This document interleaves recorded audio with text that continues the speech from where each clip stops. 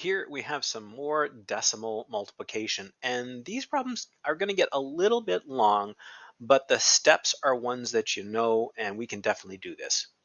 When you're multiplying decimals, at first you just ignore the decimal points and just multiply. So this problem really you should think about as 2007 times 765.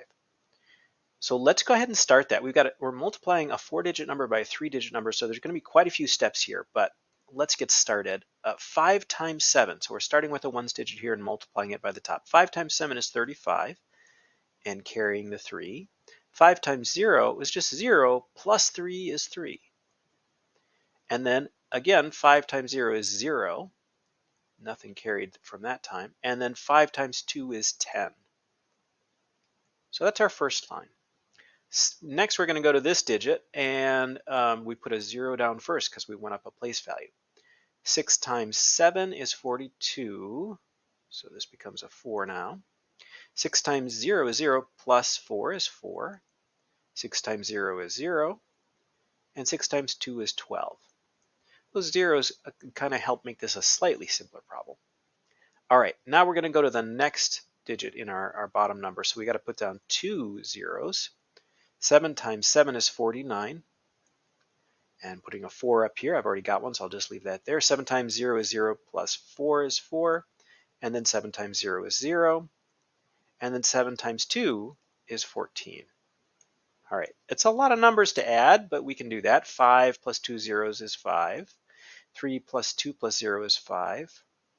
0 plus 4 plus 9 is 13, so I'm going to carry a 1 here. 1 plus 0 plus 0 plus 4 is 5. 1 plus 2 is 3. 1 plus 4 is 5, and bringing down the 1. Whew. So that's a lot of digits. We haven't put our decimal point in yet, so let's count how many digits we have behind here. So 1, 2, 3, 4. So 1, 2, 3, 4. So I'm going to put my decimal point right in there, and our answer should be 153.5355. All right, let's try one more like this. See if we can find an even harder one. Well, it's only a 3-digit number on top, so maybe this isn't quite as hard, but it's a 3-digit number on the bottom. Again, we're just going to ignore these decimal points, and I'm also going to ignore this leading 0 here because it won't really factor in. So let's start with the ones place here. 4 times 9 is 36. So 6 goes down here, 3 gets carried. 4 times 7 is 28, and 28 plus 3 is 31. All right, and 4 times 4 is 16, plus 3 is 19. And we write that whole thing down because we don't need to carry it over to the next place. All right, let's go to the next digit. We're going to put a 0 down first because we moved up a place value, but then this is 0. So when you multiply by all these things, you just get 0. 0 times 9, 0. 0 times 7, 0. 0 times 4, 0. Easy. Now we go to the next place value, so we're going to put 2 zeros. And then we have 8 times 9. Let's see, that's 72.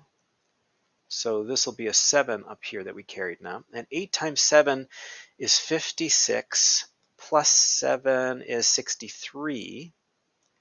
So we're going to carry a 6 up here. And then 8 times 4 is 32. Plus 6 is 38. All right. Hopefully I kept all those numbers in line. Looks like it. Okay. 6 plus 0 is 6. 1 plus 0 plus 0 is 1. 9 plus 0 plus 2 is 11, so I'll carry a 1. 1 plus 1 is 2, plus 0 plus 3 is 5. And then we just have the 38.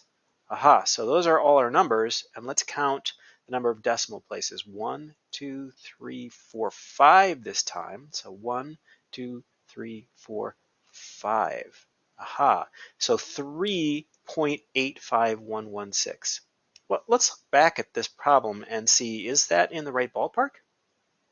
So I've got 8 on the bottom, and I've got well, let's round that to 0.5. So 8 times 0.5.